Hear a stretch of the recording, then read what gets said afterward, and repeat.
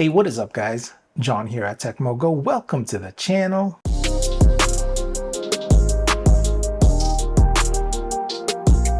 So I've been using the Poco X6 Pro for 3 months now, and I wanted to share some of my experiences with it during that time and to answer if it's still a good pickup or not. So starting off with its build quality, it's LP54 dust and water resistance. So you want to be careful with it if you're around water, as you cannot submerge this phone, but splashes is okay. It's got a plastic frame and back. Not the greatest, but it keeps the phone nice and lightweight. But also keep in mind, because the phone is on the bigger side, it's not the easiest to operate with one hand. The screen is a 6.7-inch AMOLED display that is protected by Gorilla Glass 5 and does come with a screen protector from the factory, which I appreciate. But overall, the build isn't that bad.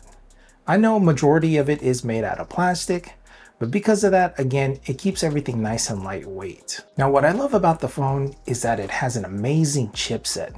It has the MediaTek Dimensity 8300 Ultra. This chipset is very powerful and it rivals the best of them. Daily tasks like switching between apps and opening and closing apps is nice and quick. Matching the chipset with the 6.7-inch 120Hz AMOLED display with dual speakers that is Dolby ready, consuming media on the phone is a joy. And with 1800 nits peak brightness, using the phone outside when it's sunny is no problem. Now the battery life on this phone has been great for me. It can easily last me a day of heavy use. The battery is 5000 milliamps and can charge at 67 watts. So battery life really isn't an issue. If you are running low on juice, plug it in for 10 minutes and it'll provide you a day's worth of power. Now the phone sports a 3-camera setup. First being a 64 megapixel f1.7 25mm camera with OIS. Then we have the 8 megapixel f2.2 ultra wide 120 degree camera and a 2 megapixel f2.4 macro camera.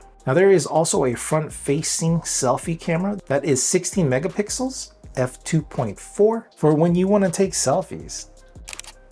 Now overall, the camera on this phone is very good. It's not as good as my iPhone 14 Pro or my Pixel 8, but it does get the job done. And it has a feature that the iPhone 14 Pro or my Pixel 8 does not have, and that is Pro mode in photo and video. Let's go settings real quick, and we got Pro. And what that's going to let you do, I think it's too bright for my camera to pick it up, but you can change your aperture, your ISO, your shutter speed to really dial in your exposure. And that's for photo and video. So overall, the Poco X6 Pro 5G has been a joy to use. It has good build quality, excellent screen and sound, and the battery life is great, and you can charge it extremely fast, which I appreciate. And again, the chipset on this phone is extremely powerful. It has over 1 million at 2.2 score, so gaming, multitasking, watching media, no problems with the phone. It doesn't break a sweat. Now the biggest issue with this phone is the limited providers, cellular providers that use the phone, that you can use the phone on. On AT&T, the phone does not work. I have it currently with Boost Mobile and it's working fine in my area. So if you are in the market for a phone that can do it all, that's nice and budget friendly, that won't break the bank, my version is under 400 bucks.